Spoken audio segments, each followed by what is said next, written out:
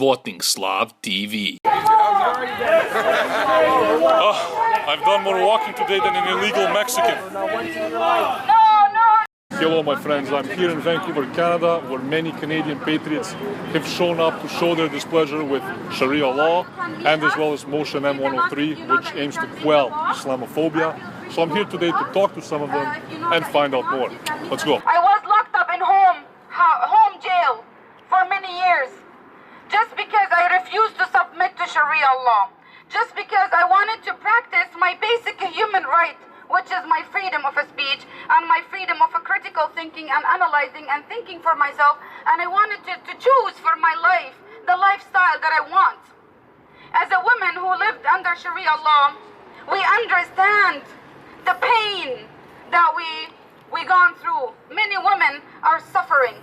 Do you think that M103, which aims to end systemic racism and discrimination against Islamophobia, do you think this paves the way for Sharia law in Canada? Because we've seen, in the UK, where there are large Islamic populations, Muslim populations, that they're already trying to establish things like Sharia courts and Sharia schools. Yeah, these things are manifold. These things come in all kinds of different varieties, shades, and areas. So, right.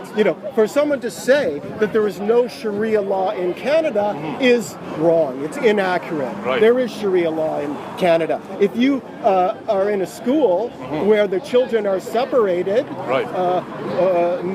Boys on one side and girls on the other, yes. Islamic kids and Muslim, that is Sharia law right there. Halal is Sharia law. Right. Halal in the grocery stores and the big Loblaws and all of that, right? A percentage of that money goes directly to fund these Muslim political organizations. So Sharia law is here. It's not legislated, right? It's not law technically, not yet. But M103 is a seed that can grow into a law. A very bad seed that we should not water. Very bad, but it is being watered, and it's being watered by liberals, Justin Trudeau, the liberal government, and even liberal Canadians, Anglo-Canadians, who don't understand what's going on. Right. Well, my friends, so far so good. We've had no problems with Antifa, unlike our friends protesting Sharia law in the US. I guess they didn't get the memo. Sometimes it's hard to get good Wi-Fi when you live in your parents' basement. And Sharia law is against everything that we stand for here. We're not against immigration, we're against Sharia law. And anybody who holds those values are directly contradicting our Canadian charter. Hello, my friend. So you are here today with the Jewish Defense League. Yes. Nice. Are you a Jew yourself? Yes, I am. Oh, look, a shekel on the floor. Just joking. Wait, hold on, I gotta go big. Just joking. So, tell me, what is the Jewish lobby in Canada doing to combat Sharia law and M103? Not enough. Not enough. They're more interested in interfaith dinners and, just ignoring the problem. They're not combating it at all with all the millions of dollars that they're getting. Right. What strategies do you think they can take? Because, obviously they're pretty powerful to sort of assist with M103 and, lobbying against these things. First of all, educating the people who come from places that already believe in Sharia law. These people are hard to reach, but the kids in the universities, yes, these people are they're looking for answers and they're very impressionable. So we need to spend more time educating kids at the high school and the university level, just like the pro-Sharia law people are doing.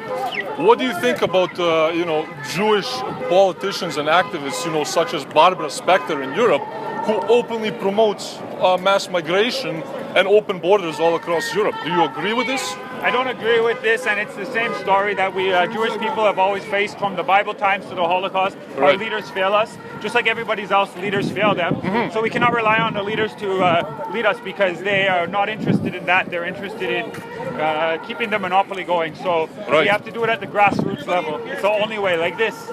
Absolutely. Thank you very much. You're welcome. How do you feel about Motion M103 in Canada? What kind of threat does it pose to free speech in Canada and democracy in general? I'm disgusted by it. It's